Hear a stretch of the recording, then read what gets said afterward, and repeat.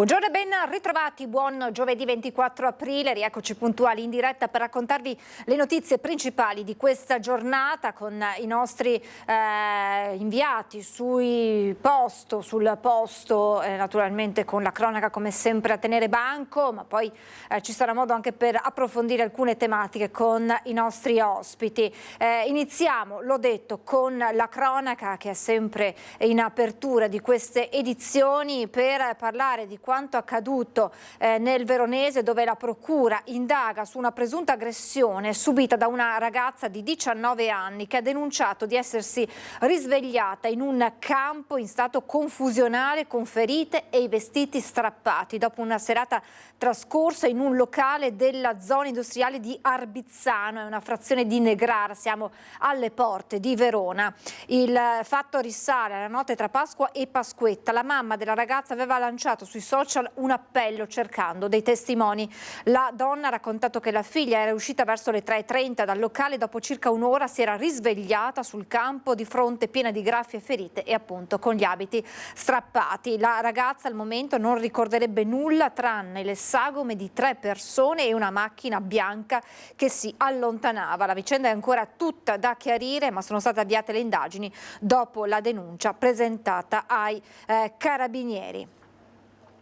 E adesso infortunio sul lavoro ieri mattina in via Chiesa Nuova a Padova, un giardiniere è caduto mentre stava potando una pianta. Un volo di 5 metri mentre stava potando una pianta all'interno di uno spazio verde privato. Sono molto gravi le condizioni di salute di un 33enne giardiniere che ieri, mentre stava effettuando un lavoro, è precipitato nel vuoto. Il giovane è ricoverato in terapia intensiva all'ospedale di Padova, ha riportato un importante trauma cranico, la prognosi è riservata. L'infortunio sul lavoro è avvenuto in via Chiesa Nuova a Padova, dove sono subito arrivati i soccorsi e i tecnici dello Spisal per i rilievi. La procura ha aperto un'inchiesta per chiarire la dinamica dei fatti e se siano state rispettate tutte le procedure di sicurezza. Il giovane giardiniere era esperto, si indaga per lesioni colpose, al momento a carico di ignoti. E adesso andiamo a Mogliano perché c'è polemica in vista delle celebrazioni per il 25 aprile. Il corteo in programma è stato cancellato e questo alla luce del lutto nazionale proclamato per la morte di Papa Francesco, ma come detto è polemica. Ci colleghiamo con il nostro Cristian Arboit, con Nicoletta Rizzetto e con loro Giuliana Marton, presidente ANPI Mogliano. Buongiorno Cristian e buongiorno alla tua ospite. Buongiorno Francesca, hai detto bene, hai sintetizzato quello che è l'oggetto del contendere in una settimana già segnata da diverse polemiche anche a livello nazionale. C'è quella circolare, no, del Ministero che invita alla sobrietà per le celebrazioni del 25 aprile che quest'anno sono concomitanti con i 5 giorni di lutto nazionale proclamati proprio per la morte di Papa Francesco. Però poi ci sono gli effetti sui territori di questa sobrietà. In tanti si stanno chiedendo che cosa sia, che cosa intenda il Ministero con questo termine. Fatto sta che qui a Mogliano Veneto nelle scorse ore è partita una mail del sindaco ai vari consiglieri comunali e anche alle associazioni, dove si dice che per rispetto a questi 5 giorni di lutto nazionale non si terrà il corteo, non ci sarà quindi il classico corteo che si snoda tra Via Pia e qui siamo sul terraglio, non ci saranno cori, non ci saranno musiche. Qui alle nostre spalle c'è il monumento, la stele che ricorda i caduti della liberazione. Qui con me c'è la presidente dell'ANPI di Mogliano Veneto, Giuliana Marton. Presidente, voi siete un po' allibiti, siete un po' stupiti di questa mossa, di questa misura del sindaco? Sì, noi siamo un po' sconcertati perché pensiamo che la liberazione nell'80° anniversario vada assolutamente ricordata. Non parliamo di celebrazioni, parliamo di conoscenza di quello che è successo, che fa parte della nostra storia e che è il fondamento stesso della nostra democrazia. Mi chiedo che cosa ci sia di non sobrio, di un omaggio silenzioso, attento ai caduti, della Resistenza. Noi avevamo anche esposto sul municipio, d'accordo del resto naturalmente con l'amministrazione, dei banner su 4 donne partigiane, alcune anche torturate, altre nei campi di concentramento, perché li riteniamo un modello di coraggio, di forza per tutti, e sono stati tolti perché non erano sobri rispetto alla celebrazione. Quindi, al di là di ogni polemica, noi crediamo che sia necessario che l'amministrazione si interroghi su questa scelta, ci faccia capire le motivazioni. Non ci sono giustificazioni perché non ci sono indicazioni di questo tipo nella circolare ministeriale, di limitare e di togliere. Lei dice, insomma, solitamente la nostra manifestazione, le nostre celebrazioni sono l'emblema forse della sobrietà. Certo, ma istituzionalmente lo sono. Quando mai una cerimonia istituzionale non rispetta il decoro? Parlo più di decoro che di sobrietà, che è un termine un po' vago. Di una celebrazione, di una manifestazione perfettamente compatibile, lei dice, anche con i 5 giorni di lutto per la morte di Papa Francesco. Certo, io direi che se noi fossimo veramente preoccupati di rendere onore a questa persona, forse saremmo consapevoli della necessità di celebrare queste cose, perché Papa Francesco ha sempre parlato di liberazione e del valore della resistenza e della pace, e quindi non c'è motivo, non è una mancanza di rispetto per un Papa che è stato sempre dentro la storia dei nostri giorni, parlando di aiuto ai migranti, alle popolazioni più in difficoltà, contro la guerra. Quindi veramente mi sembra che le persone che decidono questo non abbiano seriamente ascoltato quell'ultimo incredibile messaggio del Papa il giorno prima della sua morte. E chiaramente divampa la polemica politica. Il Partito Democratico con Giacomo Nilandi per primo è andato all'attacco già a metà mattinata, sottolineando come di recente il sindaco Davide Bortolato sia passato a Fratelli d'Italia. Quindi insomma c'è l'ombra, dice Nilandi, poi lo sentiremo nel corso della giornata, l'ombra di una strumentalizzazione politica. Marton, non per tirarla per la giacchetta, ma secondo lei c'è una strumentalizzazione politica in atto? Io vorrei che non ci fosse la strumentalizzazione politica né da una parte né da un'altra. Io sono Marton, mio padre, mi permetto di ricordarlo, è stato sindaco di Mogliano, è stato uno dei fondatori del CLN di Treviso. Io ho nelle mie radici una storia di impegno sociale e civile, è questo che mi interessa. Poi chi fa politica agisce in base anche alle necessità politiche. Io come Presidente dell'ANPI sono qui per difendere questa giornata della liberazione. E tenere il punto, quindi. Grazie Presidente Marton. Francesca, per il momento da Mogliano è tutto, ma ci sarà tanto da raccontare, non mancheranno anche altre prese di posizioni. Da Mogliano è tutto, con Nicoletta Rizzetto ti restituisco la linea. Grazie Cristian, grazie a Nicoletta, grazie anche naturalmente a Giuliana Martone. Adesso subito a Padova per una nuova storia di violenza, un'insegnante aggredita per aver filmato una lite tra giovani, la polizia ha espulso uno dei ragazzini stranieri protagonista della violenza. Ci racconta tutto in diretta Valentina Visentin con Cristian Roque Allende e con loro Rossella Salvan, membro del Consiglio d'Istituto. Buongiorno Valentina, buongiorno alla tua ospite. Sì, buongiorno Francesca, noi ci troviamo nel piazzale davanti alla scuola media del quartiere Arcella dove è avvenuto questo episodio di violenza. Ovviamente non possiamo adesso inquadrare in questo momento il giardino, il cortile dove proprio materialmente è avvenuta la violenza, perché ci sono dei ragazzi che stanno passando, ovviamente per motivi di privacy, ricordiamo sono tutti minorenni, così come sono giovanissimi purtroppo ancora una volta i protagonisti di questo episodio di violenza. Un insegnante della scuola media del quartiere Arcella è intervenuta l'altro giorno perché aveva notato una rissa, una lite violenta che stava avvenendo nel cortile della scuola tra un gruppo di alunni e un altro gruppo di ragazzini probabilmente esterni. La docente ha cercato di scattare qualche foto ed è intervenuta, ma quando si è avvicinata il gruppo di violenti, quello esterno, l'ha aggredita strappandole anche dalle mani il cellulare e buttandolo per terra. La docente però è riuscita a dare l'allarme alla polizia e grazie alla descrizione fornita poco lontano le volanti hanno rintracciato un gruppo di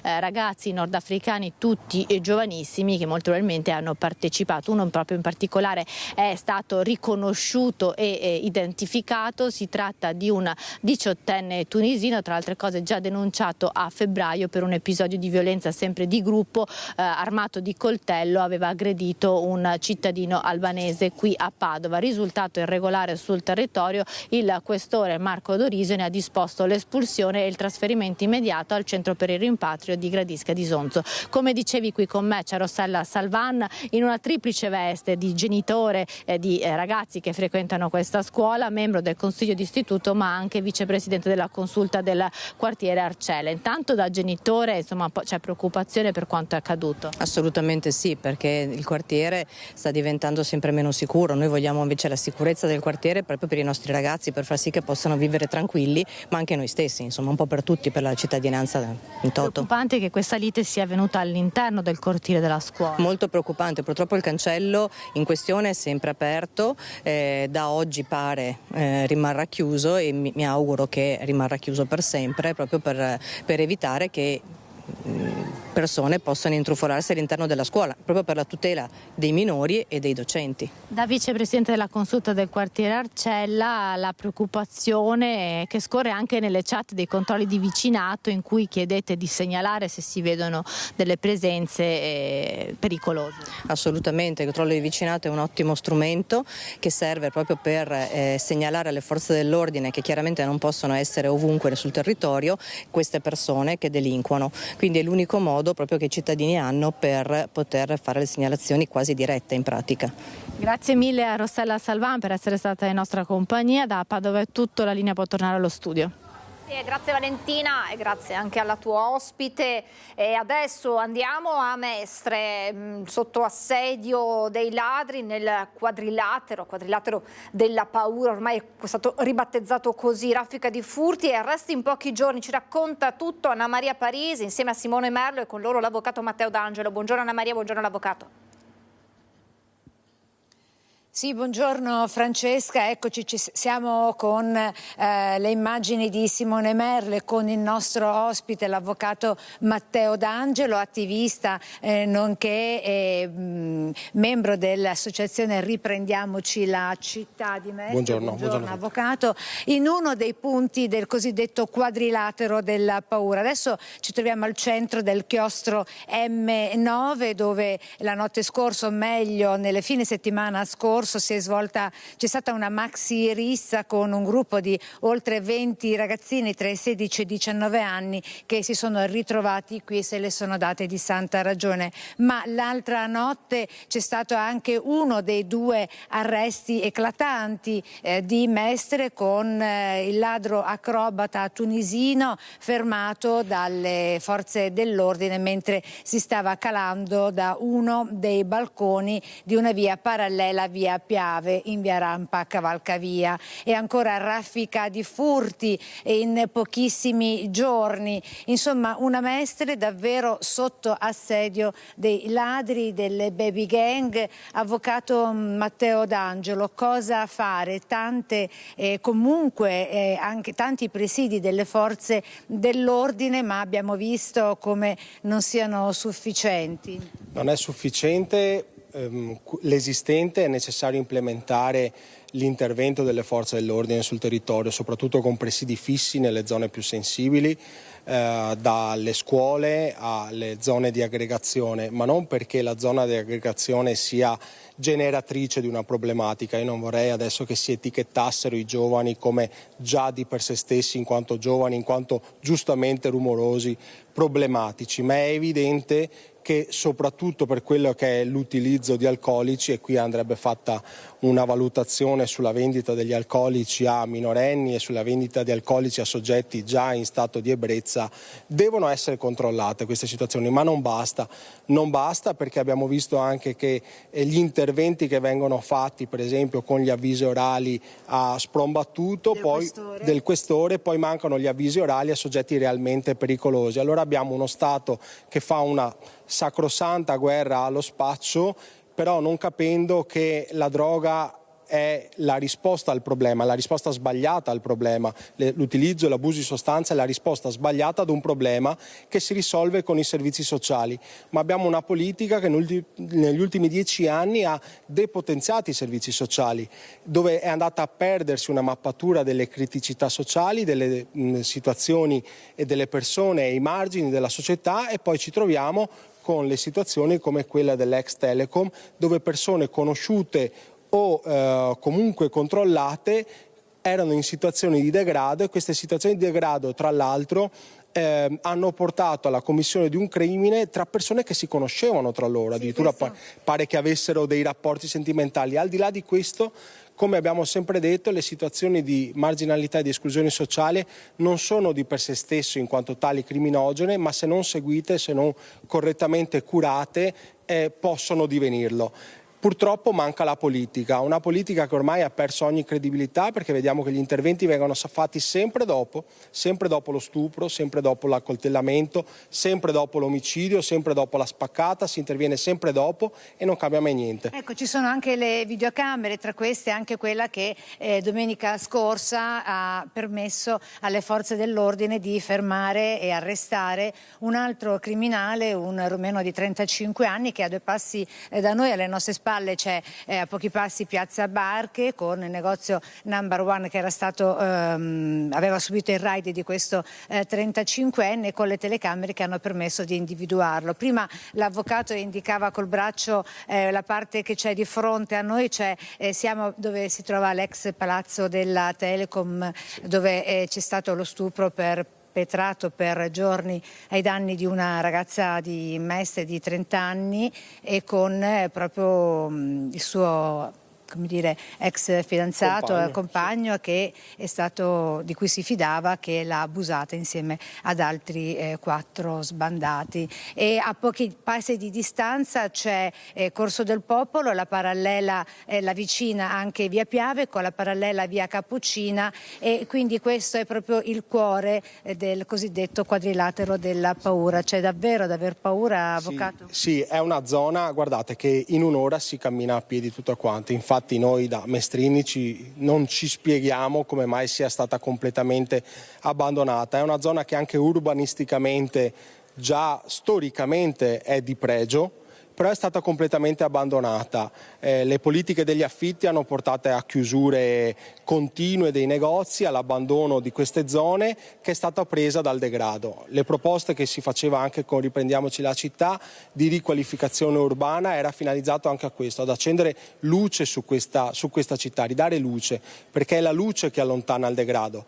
E di fatto si ha paura, ma questo si vede, non fa demordere i cittadini da continuare a vivere la città. Abbiamo visto gli interventi e i presidi dei ragazzi del laboratorio climatico Pandora, che si stanno molto spendendo e che sono catalizzatori di giovani volenterosi per riprendersi la città. Riprendersi la città significa questo, riprendersi spazi abbandonati ormai da decenni e portarli a vivere. Lo stesso laboratorio lo dimostra. Grazie a loro, grazie a questa loro occupazione, una zona è diventata vissuta ed è anche generatrice di proposte nuove per la cittadinanza e in favore della cittadinanza.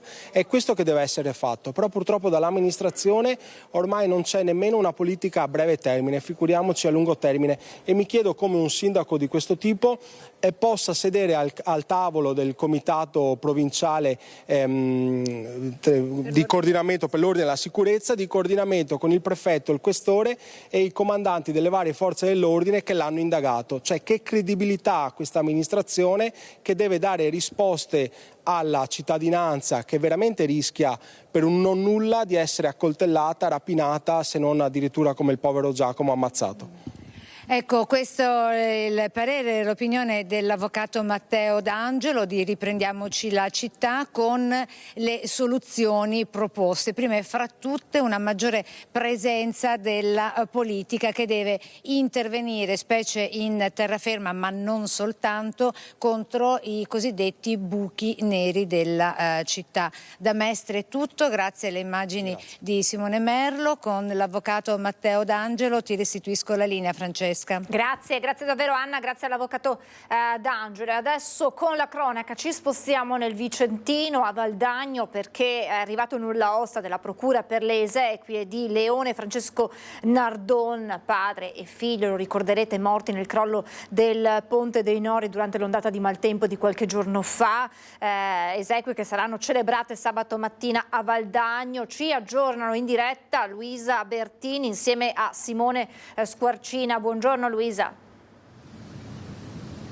Sì, buongiorno a te, buongiorno ai nostri telespettatori. Ci troviamo ancora una volta nel luogo della tragedia, qui a Ponte dei Nori. La Procura ha dato il nulla osta per lo svolgimento, per la celebrazione dei funerali di Leone e del figlio Francesco Nardon, che si terranno sabato mattina alle 10 al Duomo di San Clemente. Il corteo partirà dall'ospedale di Valdagno e poi ci sarà un breve momento di preghiera e poi alle 10 la celebrazione vera e propria, un nulla osta che arriva dopo che ieri si sono svolte le autopsie sui corpi delle due vittime. Le indagini continuano, la Procura indaga per omicidio colposo plurimo. Ricordo che il Ponte dei Nori giovedì scorso, una settimana esatta fa, letteralmente ingoiato durante il cedimento Leone di 64 anni e suo figlio Francesco di 21 e l'auto su cui viaggiavano le vittime, che poi è stata rinvenuta sommersa, travolta dall'acqua del Lagno tra Cornedo e Valdagno. Sotto sequestro il ponte che vedete alle mie spalle e anche l'auto nella quale saranno svolte ulteriori verifiche. Ma come dicevo è un lutto che sarà partecipato da tutta la comunità, che ha organizzato anche per domani sera una veglia di preghiere. A tal proposito abbiamo sentito il sindaco di Valdagno, sentiamolo insieme. Sono state fissate le esequie dei nostri due concittadini Leone e Francesco Nardon per sabato. L'amministrazione comunale conferma la sua vicinanza alla famiglia e, come annunciato, ha proclamato il lutto cittadino per la giornata di sabato. Durante il periodo delle esequie, cioè tra le 9 e le 13 di sabato, invitiamo tutti i cittadini e le associazioni a esprimere cordoglio ai familiari nelle forme che ritengono più opportune. Ecco, abbiamo sentito la testimonianza del sindaco di Valdagno, Valdagno che è la cittadina dell'Ovest Vicentino, che ovviamente con le due vittime ha pagato il prezzo più alto, ma io ricordo che la bomba d'acqua di giovedì scorso, nella notte tra giovedì e venerdì, ha messo in ginocchio un po' tutto l'Ovest Vicentino e la Valle del Lagno, quindi si procede con i ripristini degli argini, i ripristini delle frane. Ricordo che a Recoaro se ne sono contate all'incirca una quarantina, così come a Cornedo Vicentino è crollato parte di un argine che insiste su una pista ciclabile dove stanno intervenendo per i lavori. E a questo proposito vi faccio sentire la testimonianza del sindaco di Cornedo Vicentino e poi la linea può tornare allo studio. Ci troviamo in un tratto di pista ciclabile Agno-Gua, una pista ciclabile che sormonta l'argine del Lagno. Ci troviamo in località Tommasoni di Spagnago, dove la furia dell'acqua ha divelto completamente l'argine, trascinando con sé la pista ciclabile. Qui alle mie spalle è già presente la ditta incaricata dal Genio Civile, competente per questo tratto di bacino, di alveo, e sono intervenuti immediatamente, stanno ripristinando in questo momento l'argine, anche in previsione di eventuali nuove perturbazioni. E il mio territorio è un territorio che è martoriato da quasi una quindicina di frane tra pubbliche e private, cantine sott'acqua, mobili distrutti, garage altrettanto. Stiamo facendo la stima dei danni che sommariamente possiamo quantificare in questo momento in circa 3 milioni di euro. Sul territorio è presente il Genio Civile, come alle mie spalle, è presente anche Alta Pianura Veneta per liberare le reti idriche secondarie, valli e ruscelli che confluiscono nel Lagno, e questa è una situazione ovviamente emergenziale. Si interverrà in questo momento in somma urgenza, in attesa, speriamo, che il Consiglio dei Ministri si esprima nello stato di calamità. Dopo il disastro, a fare una verifica puntuale strutturale e di tenuta dei ponti, che per il momento non sembrano aver subito danni, quelli almeno in territorio di Cornedo, quindi rimangono aperti la viabilità e bisognerà aggiornarci appena avremo le relazioni e le perizie in mano. Dunque, insomma, l'ho anticipato il sindaco, ma sono decine gli interventi principalmente sugli argini per ripristinare le sponde e le briglie dopo il maltempo di venerdì scorso. Lavori fondamentali in vista delle piogge previste per i prossimi giorni. Operai e tecnici del Genio Civile impegnati in tutto weekend pasquale. Questo è il Veneto, questi sono i Veneti. Il presidente Luca Zaia traccia un bilancio dei danni conseguiti all'ondata di maltempo della scorsa settimana, che ha colpito in particolare la Valle del Lagno, l'Ovest Vicentino, la zona del Garda e parte della Pedemontana Trevigiana. Per i lavori di somma urgenza sono stati impiegati in primissima istanza oltre 1.800.000 euro e, come detto, una nuova fase di maltempo interesserà la nostra regione nei prossimi giorni. Il meteo regionale comunica infatti che fino a venerdì il tempo risulterà a tratti instabile per il passaggio di un paio di impulsi moderatamente perturbati. Sono previste precipitazioni sparse anche a carattere di rovescio temporale, specialmente sulle zone centro-occidentali di Prealpi e Pianura, dove potranno risultare localmente intense con forti rovesci. Sulla base delle previsioni meteo, il centro funzionale decentrato della Protezione Civile regionale informa: fino alle 16 di domani è stata dichiarata la fase operativa di preallarme per criticità idraulica nel bacino Po, Fissero, Tartaro, Canal Bianco e Basso Adige, riferita all'asta del fiume Po, dove è in corso un evento di piena. La criticità idraulica sarà invece gialla, fase di attenzione, per il bacino Alto Brenta, Bacchiglione, Alpone e per il bacino Basso Brenta, Bacchiglione, riferita in quest'ultimo caso al fiume Muson dei Sassi. E adesso torniamo alla Mon con Tiziana Bolognani per tutti gli aggiornamenti sull'omicidio suicidio. Buongiorno Tiziana.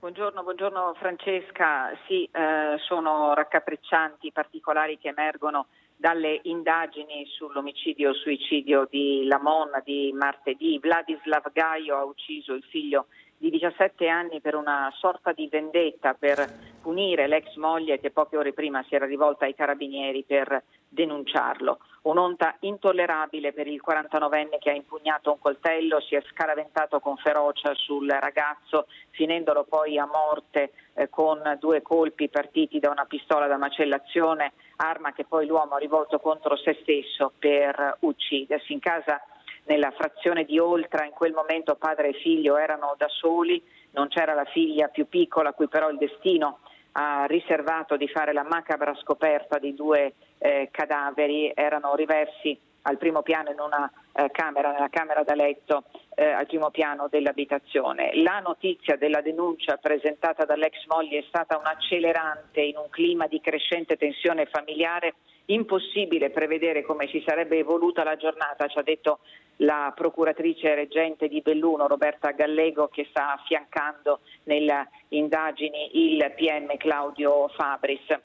Vi abbiamo raccontato che la coppia era separata, viveva da separata in casa da 3 anni, però condividevano lo stesso tetto. La donna è occupata stabilmente, saltuario invece il lavoro del marito, che fino a un mese fa era operaio alla Metalba di Bassano del Grappa. Il ragazzo Riccardo, di 17 anni, dopo aver concluso le scuole dell'obbligo, si era iscritto a un istituto superiore di Fiera di Primiero, che però aveva abbandonato anzitempo. Era fortissimo il suo legame con la madre e la sorella, quasi adolescente. Le due donne sono da martedì trattenute in ospedale, dove stanno ricevendo sostegno psicologico. La procura ha disposto l'autopsia, ma la data degli esami non è ancora nota. Alla Monna, in segno di lutto, sono state rinviate tutte le occasioni di svago in calendario nel prossimo weekend. La comunità comprensibilmente è sotto shock. In proposito vediamo questo servizio, poi la linea può tornare allo studio. È un momento difficile. Un momento difficilissimo e che mai ci saremmo aspettati di dover vivere. Ovviamente il primo momento è di sconcerto anche per il sindaco, e poi subentra la preoccupazione di essere in grado di tutelare la propria comunità. È comprensibilmente scosso il primo cittadino di Lamon. Martedì pomeriggio l'eco di spari si è propagato fin sull'altopiano, squarciando la serenità del paese, incredulo e attonito. I rilievi dei carabinieri nella casetta a 2 piani, proprio all'ingresso della frazione di Oltra, si sono protratti lungamente martedì fino a notte fonda. Il via vai di persone e compaesani incessante. Penso che non abbia dormito nessuno questa notte, semplicemente perché non è qualcosa di spiegabile, non è di notizie brutte capita di sentirne anche della nostra comunità, ma una cosa del genere una persona non è in grado di spiegarcela, se poi deve anche pensare di spiegarla ai bambini non so come si possa fare, insomma. Perché il pensiero del sindaco è per chi resta, una madre e una figlia dodicenne, private in modo brutale di Riccardo, il loro affetto più caro. È attorno a loro che la comunità si sta stringendo, sospinta dall'iniziativa del primo cittadino e del parroco del paese. Il pensiero adesso è quello di tutelare la privacy di chi è rimasto, cercare di fare in modo che possano vivere il loro dolore e provare a trovare il modo di accompagnare anche i bambini di questa comunità. Era scomparso dalla sua abitazione lo scorso 2 aprile, di lui si erano perse le tracce. Purtroppo la notizia di qualche ora fa è che Daniele Mocellin, 34enne di Altivole, è stato ritrovato senza vita. Della sua scomparsa si era occupato anche la trasmissione Chi l'ha visto. Secondo le prime informazioni, l'auto, una Renault Scenic di colore nero, sarebbe stata trovata a Castelfranco. Il corpo invece è recuperato dai vigili del fuoco nel fiume Santerno a Imola. A lanciare l'allarme dopo la scomparsa del 34enne la famiglia, che aveva allertato le forze dell'ordine e si era rivolta alla trasmissione, che oggi ha scritto in un post del ritrovamento dell'uomo. Sarebbe stata disposta anche l'autopsia. Omicidio di Vincenza Saracino, il Venezuela ha negato l'estradizione. Luigi Nasato, 33 anni, verrà processato nel paese sudamericano. L'omicidio il 2 luglio 2024. Vincenza Saracino, 50 anni, è stata uccisa barbaramente a coltellate. Il presunto assassino, Luigi Nasato, 33 anni, con la doppia cittadinanza, è scappato in Venezuela, dove verrà processato. La Corte di Cassazione del paese sudamericano ha detto no alla sua estradizione in Italia. È questo l'epilogo di un iter giudiziario iniziato dopo l'identificazione dell'uomo accusato di omicidio volontario, a cui la Procura di Treviso aveva aggiunto l'aggravante dei futili motivi. La decisione di negare l'estradizione nel nostro paese, ha spiegato il procuratore della Repubblica Marco Martani, è stata comunicata alle autorità italiane soltanto in queste ore. Il diniego al trasferimento del principale sospettato è legato al suo status di cittadino venezuelano, che viene considerato prevalente rispetto al possesso del passaporto italiano. Un epilogo che è nell'ordine delle cose, ha spiegato Martani. Nell'area Schengen i problemi sono superati dal mandato di arresto europeo, ma ben pochi paesi fuori dall'Europa acconsentono all'estradizione di un proprio cittadino. Le autorità venezuelane si sono limitate a comunicarci l'intenzione di processare Nasato in Venezuela sulla scorta del fascicolo di indagine che trasmetteremo alla locale procura. Se non fosse sufficiente, siamo pronti a predisporre una rogatoria internazionale per far sentire eventuali testi ritenuti fondamentali per l'esito del provvedimento. Le ultime immagini di Vincenza la riprendono in sella alla sua bici proprio accanto al 33enne. Insieme percorrono la strada, entrano nel casolare abbandonato in via Maleviste a Canezzano, ma poi ad uscire è solo lui, perché Vincenza è a terra, uccisa con diverse coltellate. Il 33enne è scappato il giorno dopo il delitto. Prima aveva fatto tappe in Spagna, poi era volato verso il suo paese d'origine. Movente del delitto sarebbe un risentimento che provava nei confronti della vittima. Nasato è stato scoperto a circa un centinaio di chilometri dalla capitale dagli agenti dell'Interpol. Per lui è scattato l'arresto. La famiglia della vittima è ancora molto provata. Moltissimo. Credo che non abbiano superato ad oggi il trauma e forse non lo supereranno mai. Il fatto che non sia stata concessa l'estradizione era prevedibile, spiega l'avvocato Fadalti. Non è stata una sorpresa. Aspetteremo l'operato della giustizia venezuelana, che per l'appunto dovrebbe celebrare lì il processo. La disciplina processuale è in larga parte simile alla nostra, quella era in vigore fino al 1988, è prevista in linea astratta la costituzione di parte civile, non so quali saranno le determinazioni della famiglia. Aggredito, picchiato, minacciato di morte, l'esasperazione del titolare di origine turca del negozio di kebab Istanbul City di via Roma Treviso. Ogni giorno la passano qui, mi fa così, come ti taglio la testa. Anche ogni giorno succede questa la cosa. Uno dei malviventi è immortalato mentre mima il segno di un coltello al collo. 3 le aggressioni in pochi giorni. Lui è Hilal Meral, titolare dell'Istanbul City di via Roma, picchiato, minacciato da alcuni magrebini. Una situazione insostenibile. Sulla fronte, ben visibile, ancora il taglio di un colpo con un coccio di una bottiglia che gli hanno inferto. E ogni volta lui presenta una denuncia. In queste ore è l'ennesima alle forze dell'ordine. Ma nulla è cambiato, ci racconta. Io ho paura, la mia moglie ha la paura, non esce da solo. Io sempre devo accompagnare la mia moglie e devo lasciare il lavoro, devo accompagnare la mia moglie che ha la paura per portare il bimbo al parco. Cosa devo fare ora? Già terza volta che lei ha fatto la denuncia, il suo fratello 2 volte che ha fatto la denuncia. Oggi vado, di nuovo faccio la denuncia con questi.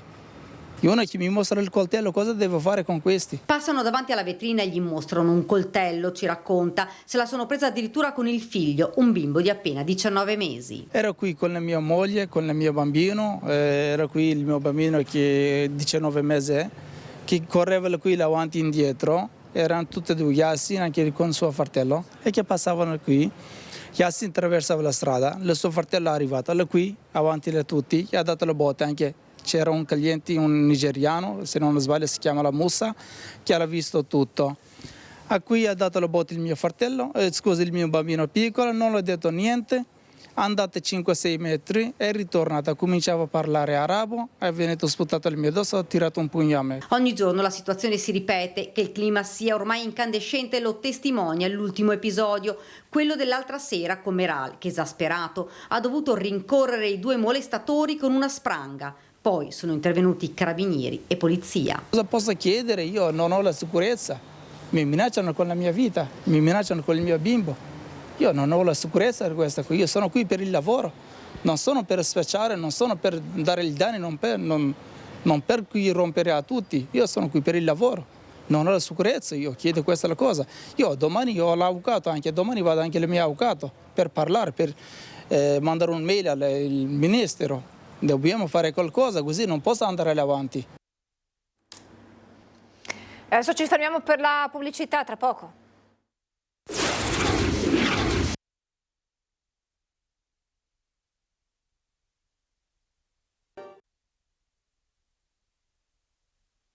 In diretta vediamo dal sito del Gazzettino come continua l'afflusso interminabile di fedeli per rendere omaggio a Papa Francesco, già in 50.000 a San Pietro, lo ricordiamo, San Pietro che doveva chiudere a mezzanotte, è rimasta aperta invece fino alle 5 proprio per consentire ai tantissimi fedeli di avvicinarsi al feretro di Papa Francesco. In attesa dei funerali di sabato ci si interroga su chi sarà il successore del pontefice e tra i nomi quello del cardinale Parolin. Allora andiamo a Schiavon, paese d'origine del cardinale, per capire che aria si respira, che emozioni si vivono in queste ore insieme a Monica Smiderle, con Renzo Rigon e con loro Don Luciano Attorni, parroco di Schiavone, e il sindaco Simone Dellai. Buongiorno Monica e buongiorno ai tuoi ospiti.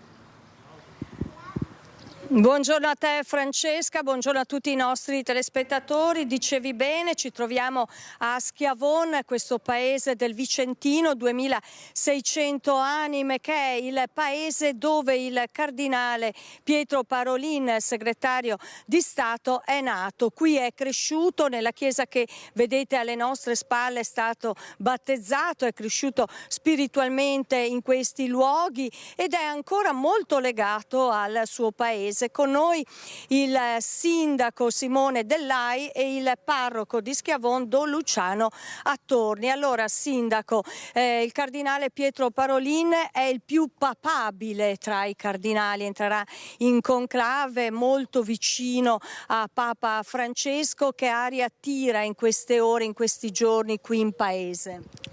Allora, innanzitutto l'aria di tristezza per il lutto del Santo Padre, poi l'aria di tifo per il nostro concittadino, il cardinale Pietro Parolin, che si fa chiamare semplicemente Don Piero, perché lui viene qui periodicamente. Io lo conosco dal 2009, da quando sono in amministrazione, e ha sempre fatto la sua visita ai parenti, alla mamma che è mancata l'anno scorso. È sempre venuto qui in modo umile, semplice, come così è il suo carattere. Veniva qui, faceva il giro dai parenti, il municipio, salutava tutti gli amministratori, i dipendenti e una cosa che sarà sempre ben accetta e tutti partecipavano, la messa del lunedì dell'Angelo durante il periodo pasquale, che è venuto fino all'anno scorso. Ovviamente quest'anno ha saltato perché il giorno di Pasquetta purtroppo è venuto a mancare Papa Francesco e Don Luciano ha conosciuto Don Piero, come viene chiamato ancora qui in paese, già al seminario. È così, Don Luciano? Piero Chiesa, perché lui, di fronte alle discussioni teologiche e anche bibliche, sulle interpretazioni bibliche e le correnti teologiche, quando le cose un po' si scaldavano troppo diceva così è la Chiesa, e quindi Piero Chiesa.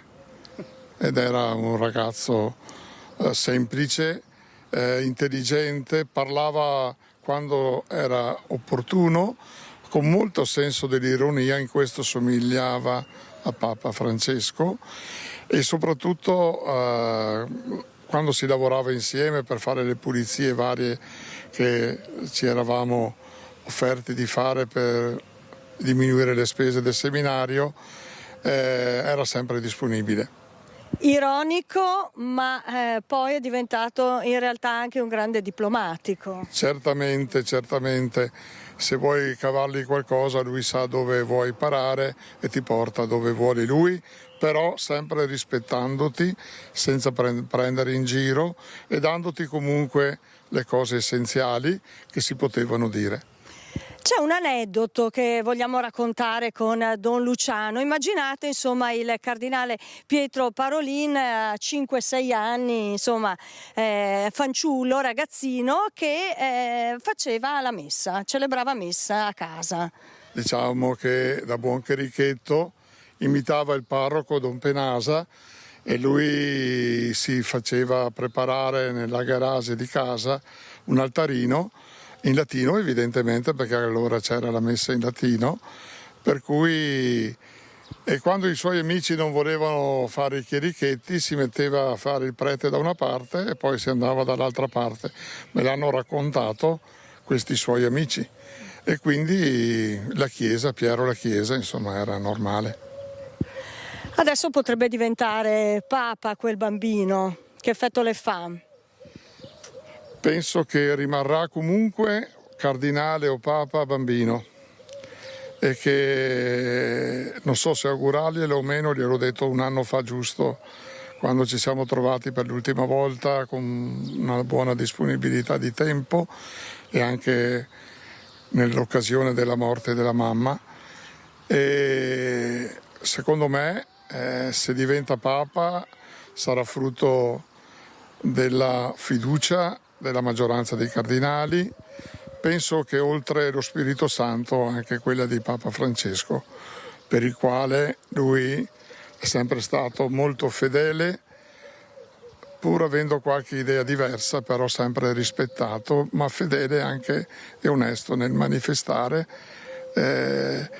le sue personali convinzioni, rispettando sempre le decisioni del Santo Padre. Oggi è partito anche un gruppo di ragazzi per Roma, dovevano partecipare al Giubileo, andranno al funerale di Papa Francesco. Sindaco, siete pronti a partire per Roma eventualmente come compaesani del cardinale che potrebbe essere Papa? Io voglio essere scaramantico, non cantiamo vittoria prima del tempo, però sicuramente un piano di emergenza lo attiviamo sia per andare a Roma, ma sia per accettare e ospitare le tante persone che probabilmente, se dovesse diventare Papa, faranno visita al nostro piccolo paese. Francesca, da Schiavone è tutto, ringrazio il sindaco Simone Dell'Ae, ringrazio anche il parroco Don Luciano, la linea torna allo studio. Grazie davvero Monica e grazie ai tuoi ospiti. Allora ascoltiamo il ricordo di Don Dante Carraro, direttore del QAM di Padova, di Papa Francesco, con cui era legato dall'amore per l'Africa. Non dobbiamo perdere nessuno per strada, proprio stati le prime osservazioni, le prime indicazioni che ha dato quando è diventato Papa, e penso alle periferie esistenziali e geografiche, quasi a indicare proprio quell'ultimo miglio dove noi lavoriamo, l'ospedale da campo, immagini che per noi hanno, come dire, sollevato emozioni potentissime, perché è la nostra vita quotidiana. Un'affinità di intenti trovata fin da subito tra Don Dante e Papa Francesco, che aveva incontrato i medici con l'Africa QAM per la prima volta nel maggio del 2016 in un'udienza speciale in Aula Nervi, una giornata ricordata per quel discorso in cui il Santo Padre paragonò la Chiesa ad un ospedale da campo. L'Africa non va sfruttata, ma va potenziata, va sostenuta, no? E dovesse costarvi anni e anni anche di delusione, ha detto. Voi vi chiedo di andare avanti con coraggio e con fiducia, dice, perché il bene si costruisce solo così. Poi ancora nel 2022, durante l'annual meeting del QAM, sempre in Aula Nervi, ma nel cuore di Don Dante rimane un incontro privato, mezz'ora in cui Papa Francesco gli ha posto molte domande sul Sud Sudan, sulla formazione dei giovani africani. Don Dante e il Papa legati anche per la situazione delicata della Repubblica Centrafricana a Bangui, nella capitale, dove aprì la porta santa del Giubileo e dove, vedendo i bambini a terra in un ospedale senza letti, il Papa riuscì a creare un reparto pediatrico per i bambini malnutriti. Il Bambino Gesù, di rimbalzo, di conseguenza, ha chiamato noi a gestire l'ospedale pediatrico di Bangui, l'unico, ripeto, che c'è nel paese. Don Dante racconta la concretezza di Francesco, che ha aiutato il QAM senza svelare il progetto realizzato come promesso al Santo Padre. Abbiamo finito l'incontro e mi dice: ma hai bisogno anche di aiuto? Papa Francesco, certo, ma per far che cosa? E gli ho detto due cose e dice: ok, dai, passa nel mio ufficio e noi tenteremo di esservi vicini. Per dire la concretezza anche di un uomo che aveva in mente i grandi temi politici, ma dopo anche molto la concretezza di chi come noi lavora in quell'ultimo miglio, in queste periferie. Venerdì sarò là e allora con un po' di silenzio ringraziare il Signore, perché è stato davvero un dono grande. Penso per le esistenze di molti di noi, ma anche per la vita del QAM, la vita della nostra diocesi, la vita dell'Africa. Dopo un Papa arrivato dalla fine del mondo, si augura un Papa che arrivi dal continente africano? Magari. L'Africa è giovane, la Chiesa africana è giovane. E a sabato per i funerali di Papa Francesco a Roma ci saranno anche squadre della Protezione Civile di Treviso per gestire il flusso di pellegrini. Portare aiuto per essere impegnati nell'assistenza alla popolazione dei pellegrini che si stanno raggiungendo Roma per esequie del Santo Padre. Era stato annunciato dalla Regione e dal Dipartimento della Protezione Civile, il Veneto era pronto a partire e così è.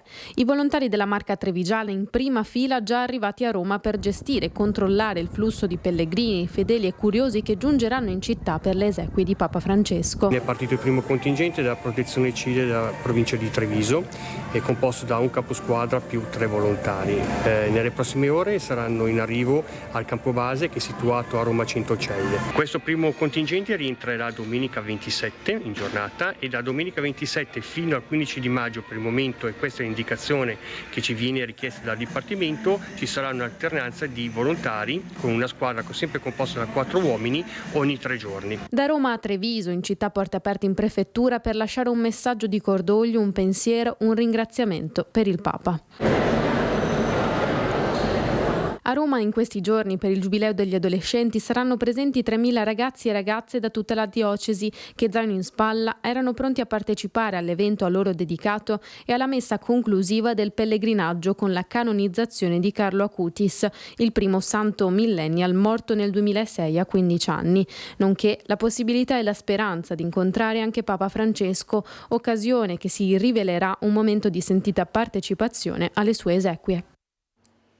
Prima della pubblicità torniamo a Mogliano perché Cristian Arboit ha raggiunto il sindaco Davide Bortolato per la replica in merito alle polemiche per la cancellazione del corteo per il 25 aprile. A te la linea, Cristian, buongiorno al sindaco. Buongiorno Francesca, solo un flash, subito la replica del sindaco Davide Bortolato. Il tema è noto, è un po' la polemica del giorno, non solo nella Marca trevigiana, perché sta prendendo molto piede questo suo mancato, diciamo così, sindaco, o meglio l'annullamento del corteo del 25 aprile. Le stanno dicendo, il sindaco Davide Bortolato ha annullato il corteo del 25 aprile, è un brutto segno. Beh, il corteo è un evento all'interno di tutta una serie di cose che si fanno durante la cerimonia del 25 aprile, che rimane intatta, inalterata nei suoi principi. È una festa per tutti gli italiani, e non è una festa solo dell'ANPI. E quello che abbiamo voluto fare è una festa, cioè una celebrazione sobria, quindi abbiamo eliminato i canti, abbiamo eliminato anche questo corteo. Non dice erano poco sobri, quindi.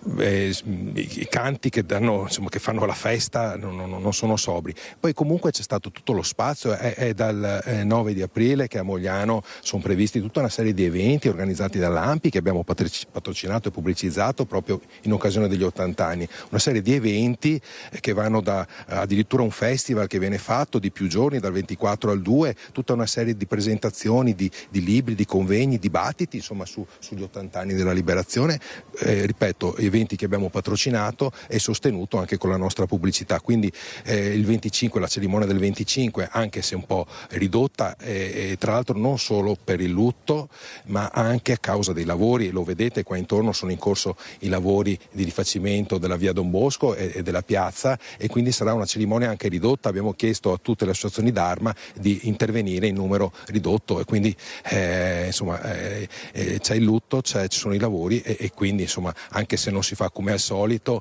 la cerimonia, ma un po' più ristretta, ecco, sarà sicuramente una cerimonia dove il valore è inalterato. Lei dice il Comune comunque ha patrocinato tutta una serie di eventi, vedo anche il pranzo antifascista, quindi voi avete patrocinato anche il pranzo antifascista. Chiaro, all'interno del programma c'è anche questa cosa organizzata dall'ANPI insieme ad altre conferenze storiche molto interessanti, proprio perché la liberazione la festa della liberazione è di tutti, ripeto, non solo dell'ANPI. Quindi la scienza nel ventennio fascista, Rosi Bindi parla di Costituzione, sindacalista, la storia della CGIL e delle sue protagoniste, quindi un programma molto ricco patrocinato dal Comune. Quindi lei dice non c'è nessuna strumentalizzazione politica. Il fatto che lei sia entrato recentemente in Fratelli d'Italia, come sottolineato dal Partito Democratico da Giacomo Nilandi? Non cambia niente, è Nilandi che in questo momento sta strumentalizzando assolutamente, perché io da 7 anni che sono sindaco e il mio pensiero su questo non cambia assolutamente, ma come i principi del 25 aprile sono principi di tutti, ripeto, non solo dell'ANPI. Quindi le dice la lotta all'antifascismo e tutto il resto, sono patrimonio comune. Certo, l'Italia liberata, un paese libero, che poi una Costituzione che è la Costituzione di tutti, è assolutamente un patrimonio da preservare e da tramandare ai giovani. Grazie Sindaco Davide Bortolato. Questa la replica a strettissimo giro di posta del primo cittadino di Mogliano. Francesca, a te la linea con Nicoletta Rizzetto. Grazie Cristian, grazie a Nicoletta Rizzetto, grazie al Sindaco Bortolato. Noi ci fermiamo, subito dopo parleremo nuovamente di codice della strada, ma questa volta con un focus particolare su una categoria, quella degli agenti di commercio, tra pochissimo.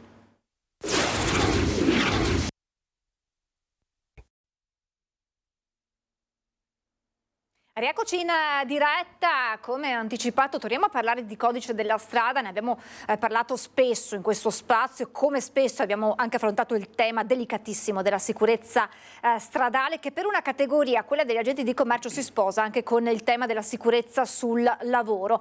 Affrontiamo questa tematica a 360 gradi con Massimo Marchetti, segretario Wiltux Belluno Treviso. Grazie per essere con noi, buongiorno. Grazie a voi, buongiorno. Per la categoria degli agenti di commercio, Marchetti, la patente è fondamentale per lavorare, perché quando parliamo di codice della strada, delle normative previste e delle sanzioni chiaramente conseguenti, si parla spesso della sospensione 15 giorni della patente, che per un cittadino comune è una seccatura, perché significa magari doversi muovere con i mezzi di trasporto, chiedere passaggi o magari lavorare da casa in smart working, ma per voi significa rischiare di perdere il lavoro. La patente è un requisito fondamentale per il vostro lavoro. Assolutamente sì, consideriamo che l'agente di commercio è obbligato a utilizzare il proprio autoveicolo, perché considerate che non ha un posto di lavoro fisso, ma ha una serie di lavori, quindi va a trovare i clienti che possono essere dislocati anche in posti diversi nell'ambito della regione o anche di più regioni. Quindi il veicolo diventa assolutamente indispensabile. Di recente abbiamo fatto anche un convegno proprio sul fatto che c'è stato, con la nuova riforma del codice della strada, ci sono stati tutta una serie di irrigidimenti della normativa che porteranno e portano comunque, in caso di per esempio l'abbassamento della soglia sotto i 10 punti, ad avere sanzioni di sospensione della patente addirittura. Quindi in questo caso questi lavoratori si troverebbero a trovarsi la patente sospesa e quindi pregiudicando, al di là dell'aspetto privato, perché la patente per queste persone, oltre che per il lavoro, serve anche per l'aspetto privato, ma sorvolando su questo, il rischio maggiore è che addirittura il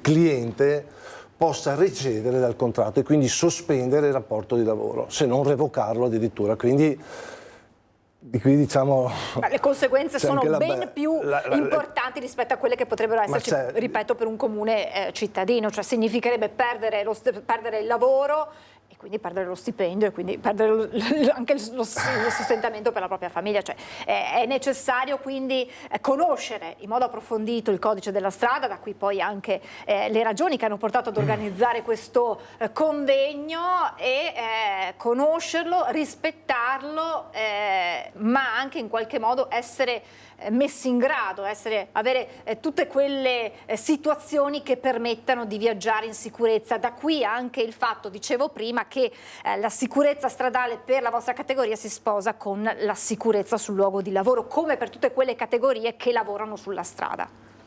Beh sì, sicuramente sì. Nel convegno che anticipavo prima abbiamo rilevato, attraverso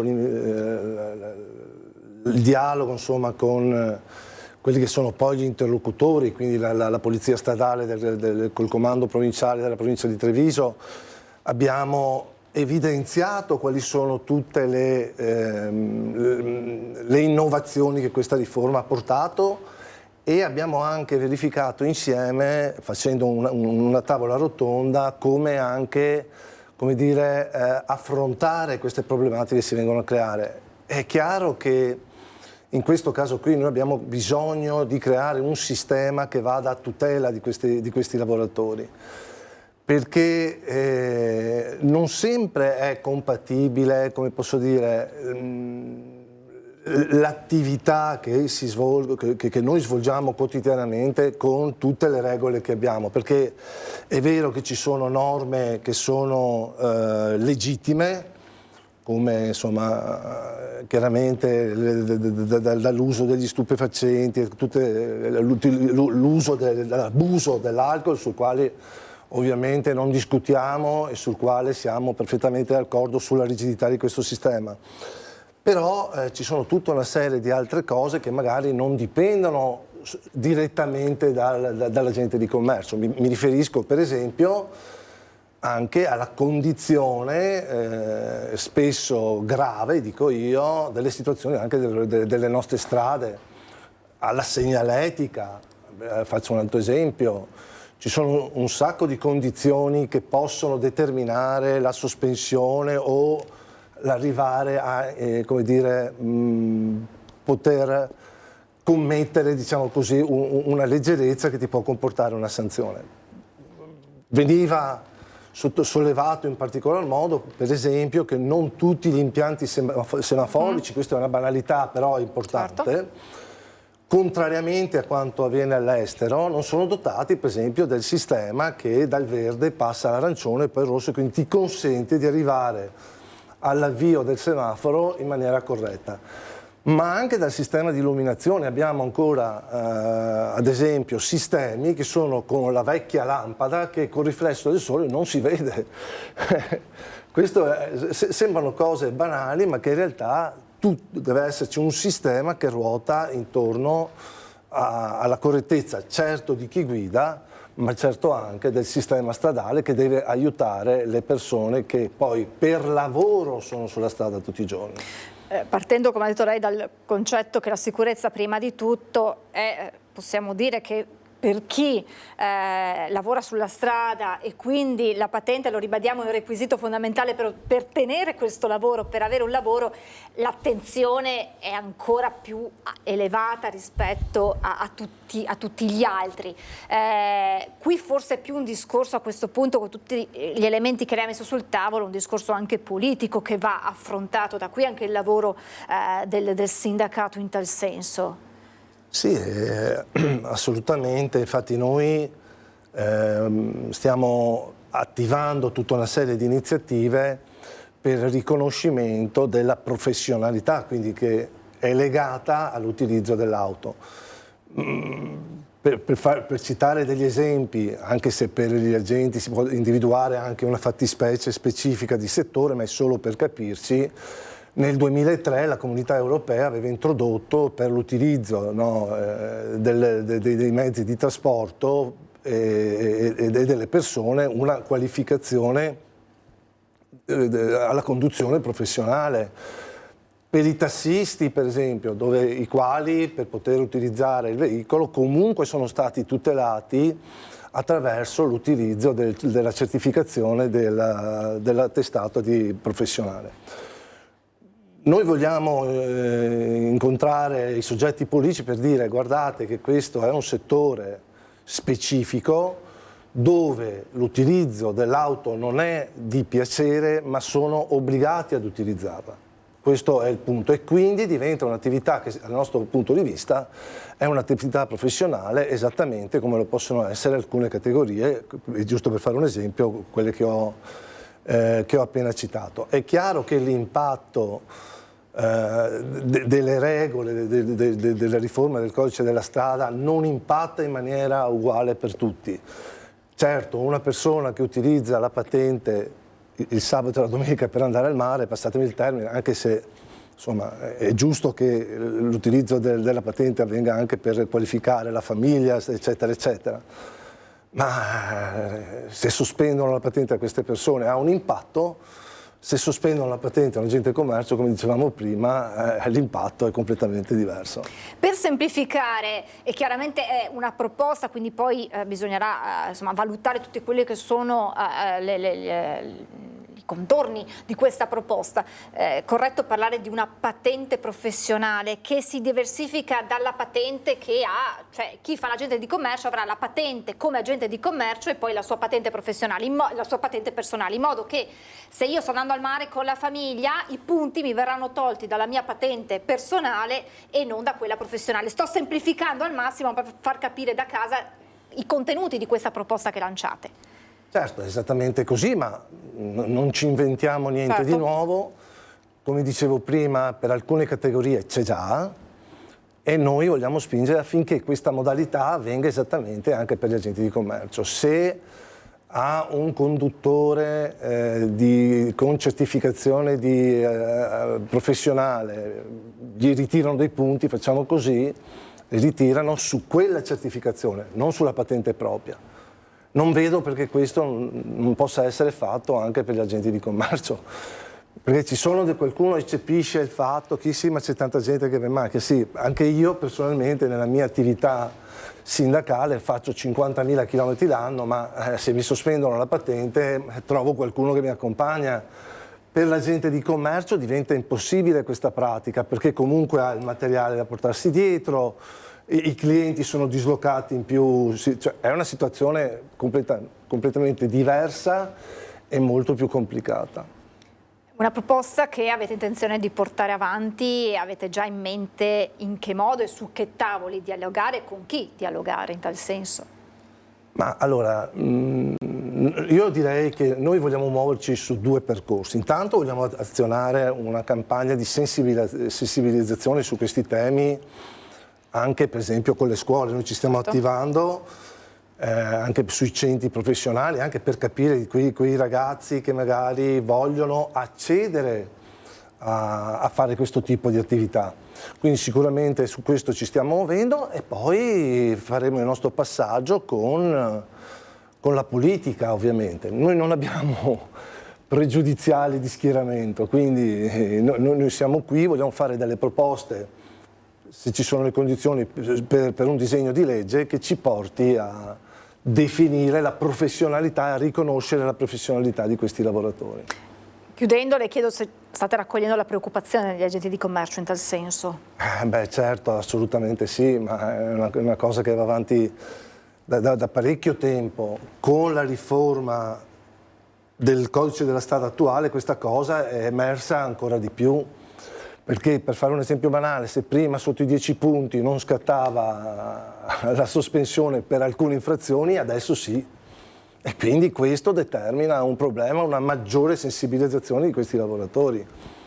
Insomma, dalla Marca Trevigiana parte questa proposta che noi continueremo a seguire per vedere insomma tutte le tappe e se si riuscirà ad arrivare a questo disegno di legge per permettere anche di lavorare, di affrontare la quotidianità in modo più sereno, sempre con la sicurezza chiaramente in primo piano, come è stato ribadito anche in occasione del convegno. Grazie davvero a Massimo Marchetti, segretario Wiltux Belluno Treviso. Noi torneremo ad affrontare il tema. Grazie davvero e buon lavoro. Noi andiamo avanti e restiamo in qualche modo in tema perché il sindaco di Cadoneghe è querelato per diffamazione dall'ex comandante dei vigili nell'ambito dell'inchiesta sugli autovelox. Il giudice ha archiviato il procedimento. Vediamo il servizio.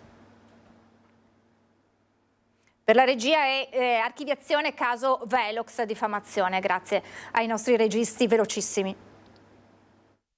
Il giudice dice che dalla disamina non risultano elementi idonei per poter quindi confermare che io abbia detto il falso. Quindi il sottoscritto non ha detto il falso e questo lo dice il Tribunale di Padova e dice anche che dalle indagini, anche se facessimo delle altre indagini, non si potrebbero rilevare elementi per poter dire che Schiesaro avesse detto il falso. Quindi la denuncia per diffamazione al sottoscritto è stata archiviata. È il sindaco stesso con un video su Facebook a dare l'annuncio ai suoi concittadini. Archiviata la denuncia per diffamazione nei confronti del primo cittadino di Cadoneghe, Marco Schiesaro, presentata da Gianpietro Moro, ex capo della polizia locale durante l'inchiesta sugli autovelox della regionale 307 che nell'estate del 2023, in pochissimi pochissimi giorni avevano emesso decine di migliaia di multe. Moro nel frattempo è deceduto nell'ottobre del 2024, ma date le sue condizioni critiche di salute non si era mai presentato alle udienze. Nel dicembre del 2023 aveva querelato il sindaco per diffamazione a mezzo stampa per le dichiarazioni di Chiesaro sulla presunta veridicità dei fatti scritti nel memoriale difensivo dell'ex comandante della polizia locale. Moro all'epoca era imputato per falso ideologico e tentata concussione. A giugno il pubblico ministero aveva chiesto l'archiviazione per la querela per diffamazione. La famiglia di Moro sottolinea che ora l'archiviazione è avvenuta per la morte dell'ex comandante e quindi non è possibile ricostruire i fatti. Non più sospesa ma licenziata la maestra d'asilo con un profilo su OnlyFans, arrivata la raccomandata della parrocchia. Lei è determinata a fare ricorso, intanto più Europa l'appoggia a caso di discriminazione, dicono. La novità è il licenziamento ufficiale da parte della scuola. Cioè tu sei stata licenziata oggi? Sì. Cioè, ma ti è arrivata proprio una lettera? Una lettera. Una mail? Esatto. Come funziona? Una raccomandata. Una raccomandata. Sì. Ti è arrivata una raccomandata in cui c'è scritto?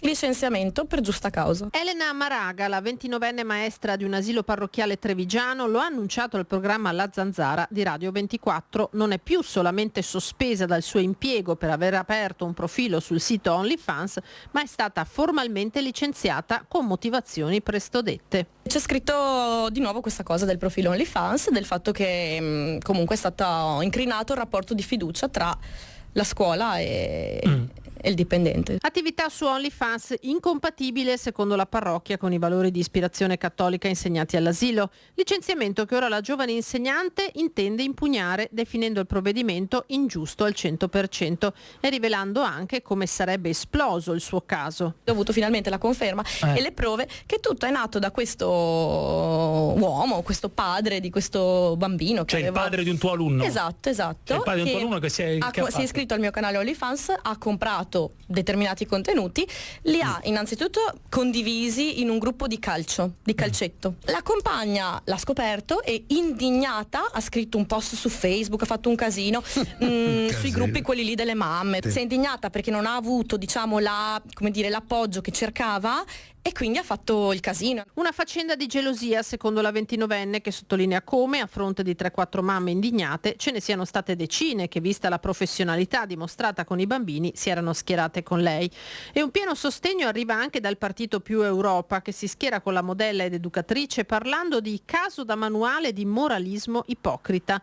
Elena Maraga non è stata licenziata per aver fatto male il suo lavoro, sottolinea il presidente Matteo Helisi, ma per aver infranto un tabù sociale. Questo licenziamento è una forma di discriminazione travestita da tutela educativa. Minori identificati grazie alle telecamere, musica, schiamazzi e abbandono di rifiuti al Parco Pretto di Cornedo Vicentino. Il sindaco dice un segnale chiaro di rispetto per il bene pubblico. Schiamazzi, musica e abbandono di rifiuti al Parco Pretto di Cornedo Vicentino durante le ore serali e notturne, quando l'area è chiusa al pubblico. Minori che sono stati identificati grazie al sistema di videosorveglianza e alle segnalazioni arrivate alla polizia locale dai cittadini. Verranno convocati con i loro genitori, verranno sanzionati amministrativamente per aver violato le ordinanze che regolano il decoro urbano e le aperture e le chiusure del parco, però anche qui quello che voglio sottolineare è un fenomeno sempre più crescente di atteggiamenti da parte di adolescenti, di infra 18enni, di infra 14enni, atteggiamenti poco rispettosi della cosa pubblica, ma soprattutto atteggiamenti che fanno male alla nostra città per come viene trattata in un momento in cui dovrebbe essere quieta e calma a disposizione di tutti.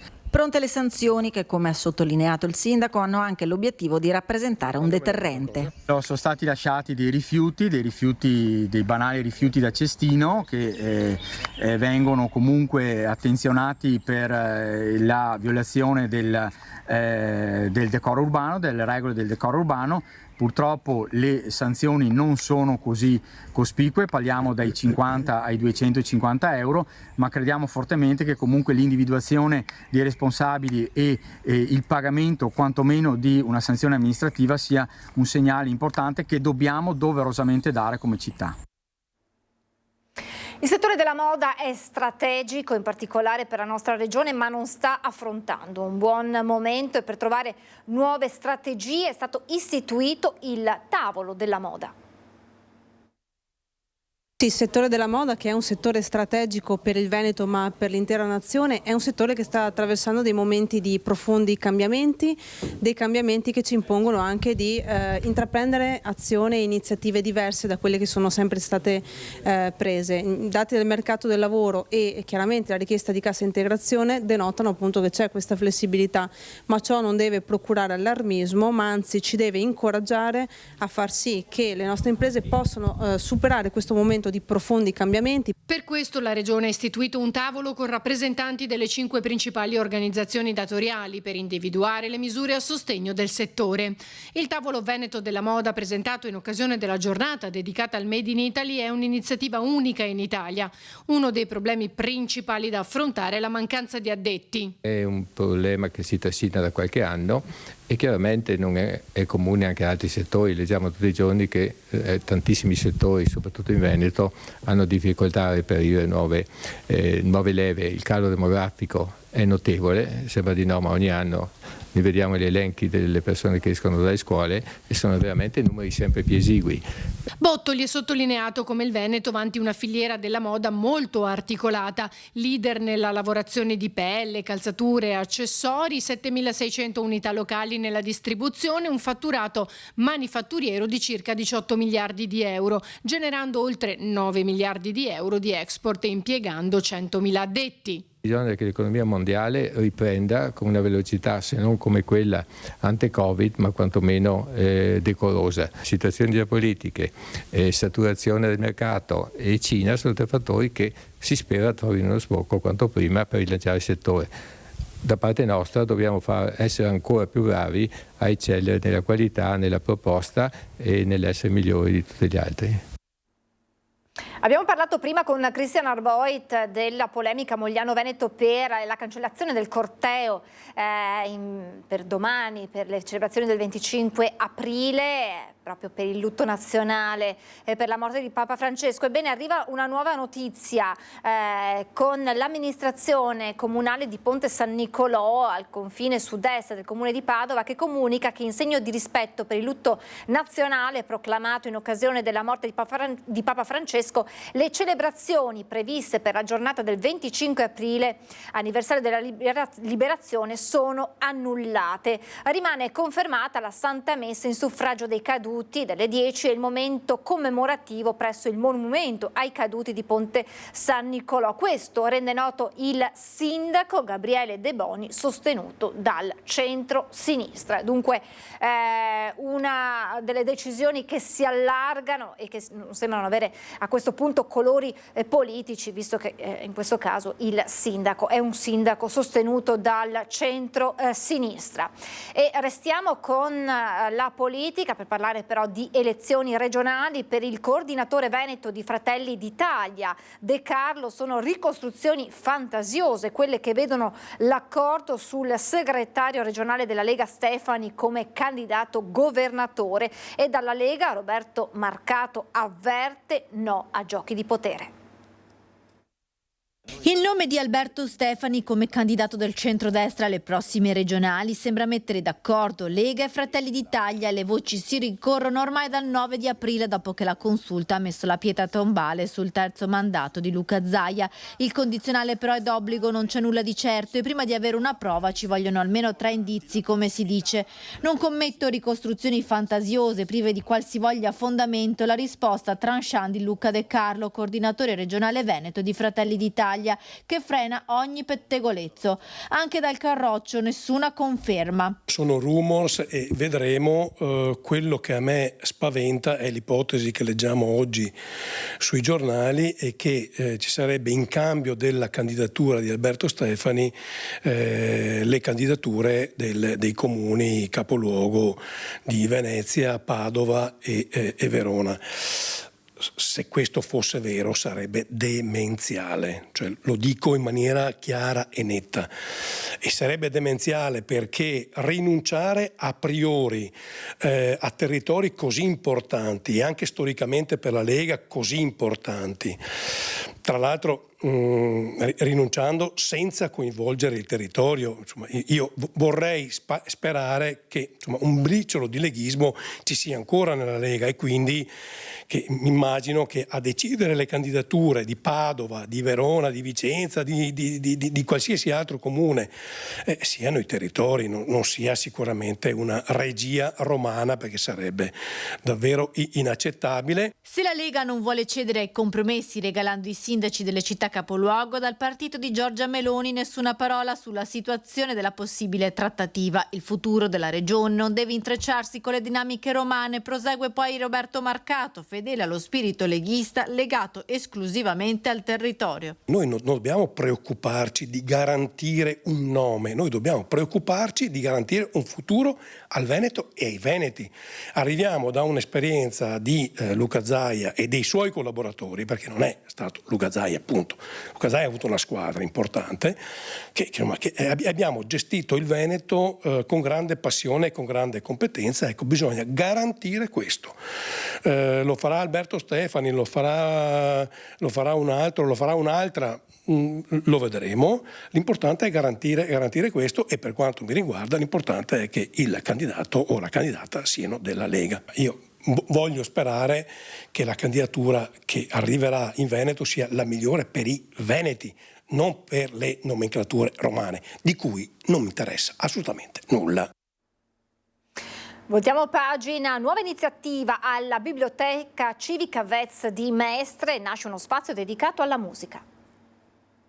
Un nuovo spazio in Vez che completa la straordinaria offerta di servizi che sono presenti nel cuore di Mestre, dedicati ai giovani e agli appassionati. Apre la sala della musica. Una tastiera, un violino, un basso ed una chitarra elettrica. Sono solo alcuni degli strumenti messi a disposizione dalla Biblioteca Civica Vez di Mestre, che inaugura la nuova sala della musica, uno spazio dedicato a chi desidera suonare, ovviamente senza disturbare. L'atmosfera è perfetta per musicisti ed aspiranti musicisti che hanno l'opportunità di esercitarsi e sperimentare all'interno del mondo della musica. Il servizio di prenotazione è gratuito e ogni strumento può essere riservato online dagli iscritti alla biblioteca. La Biblioteca Vez continua così ad arricchire la propria offerta di servizi rivolti ai cittadini.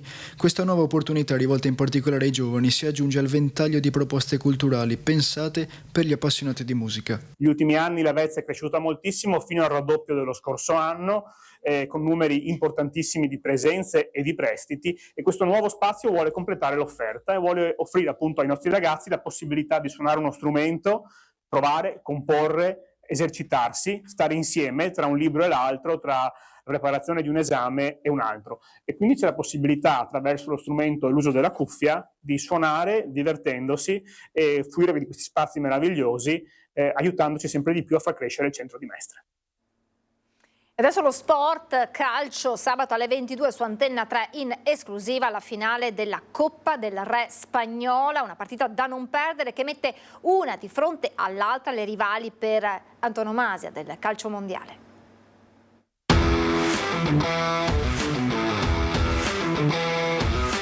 Il campo è pronto, l'attesa sta per finire, la partita delle partite, Barcellona contro Real Madrid per la 123esima Coppa del Rey è su Antenna 3, sabato 26 aprile alle 22.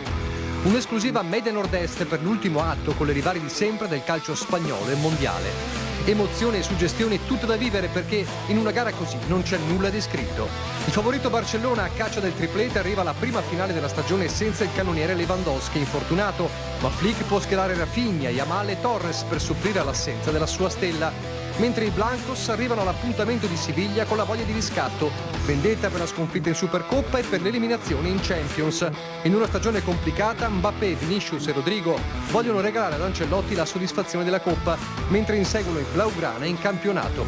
Insomma, non c'è pronostico che tenga, in ballo c'è la rivalità più accesa del calcio e a parlare saranno soltanto i gol. Barcellona contro Real Madrid sabato 26 aprile alle 22 in esclusiva su Antenna 3.